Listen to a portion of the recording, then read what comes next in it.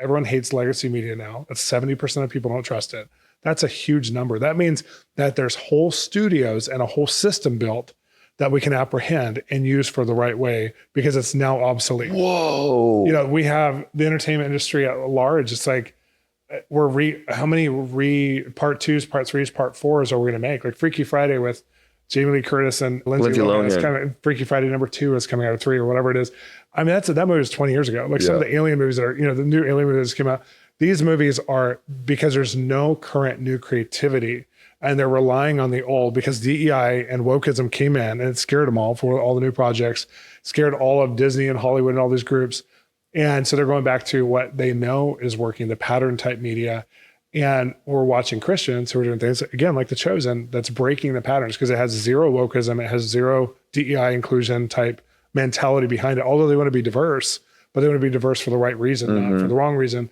And so you're watching some things stick out again, like a sore thumb, like, wait, how is that working? How are you doing that? And these guys are getting those questions all the time who are working on things that are actually working, and how are you doing it different and why is it working for you? So I think we're about to come into a time that I remember a pastor said, I think The Passion of Christ was the most popular movie of its day as far as rated R movie, because we need the blood of Jesus to touch every single screen it was on so that something new could emerge. And I thought it was a good metaphor. And it's funny that Mel Gibson's talking about doing the resurrection of Christ over the next 3 years, and which would be like the real reason you want to see The Passion of Christ is so you can see the story of what happens. And I think that the world has come of age where it wants to see what it's like to be a child of God.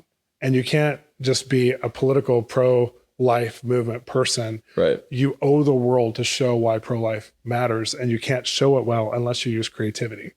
And so where the homosexual community came in, LGBTQ plus community came in and said, wait a minute, we want to show inclusion because we want people to see what this is like in every genre of life. And so we want to condition the world to understand our cause and our plight. So we're going to include ourselves and put an agenda in to include ourselves in every type of media so that we're accepted.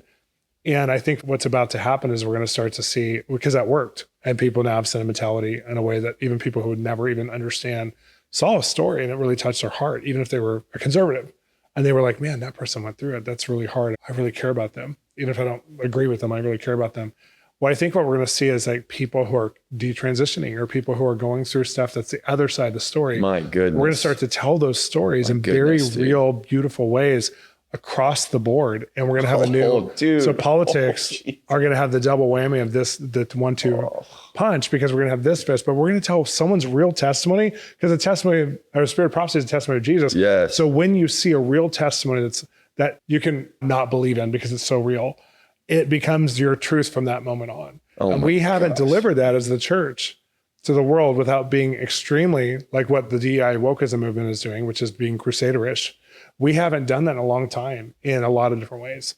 And if we've done it with our own agenda to preach it versus just tell the honesty of the story. So something's coming of age right now to where the entertainment industry is going to really be one of the platforms God uses the most over the next 20 years. And the church is still behind in some ways. We're still last in line in some ways, but Christians aren't last in line. Just the church itself doesn't know how to include that. Face it, if we just opened up a new model of showing and distributing films by saying, like, how about Friday and Saturday nights are movie nights where your church welcomes everybody, and there's thousands of churches across the nation, welcomes everybody to come in and see a film. Yeah, they got the screen, they got the sound system. They have it all. They got the whole thing. And we turn churches into movie nights, and we actually have this incredible experience, whether it's a family film or a faith film or whatever, we can create a new distribution model that destroys AMC, that destroys theaters, that destroys. And there's people who are thinking like that. They want to do like basically the same thing as Airbnb for church theater type things to be able to show certain projects. So we'll see. My goodness. As soon as you said that, I got a vision of a movie about someone detransitioning, and I was like, I got wrecked in a moment. It's like, dude, it's going to happen.